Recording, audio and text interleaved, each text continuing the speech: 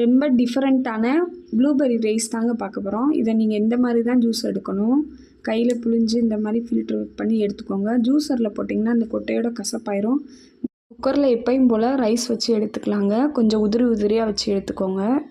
நான் 1 கிளாஸ் வச்சுருக்கேன். வச்சுட்டு கடாயில் 2 ஸ்பூன் எண்ணெய் ஊற்றிட்டு பிரியாணி இலை, பட்டை, லவங்கம் இதெல்லாம் சேர்த்துட்டு பெரிய வெங்காயம் 1 வெங்காயம் சேர்த்து நல்லா ப்ரௌனாக வதக்கிடுங்க.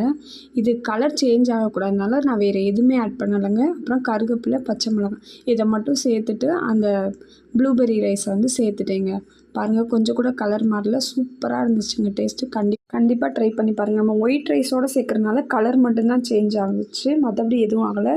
நான் இதுக்கு வந்து கொஞ்சம் காரமாக வந்து பீன்ஸ் கறி வந்து இந்த மாதிரி ஃப்ரை பண்ணிக்கிட்டேங்க. வெங்காயம், கருவேப்பிலையெல்லாம் போட்டு சிக்கன் பொடி போட்டுங்க, காரத்துக்கு போட்டு நல்லாவே இருந்துச்சு காம்பினேஷன். நீங்கள் வந்து இதுக்கு என்ன வேணாலும் காரமாக தொட்டு வச்சுக்கோங்க.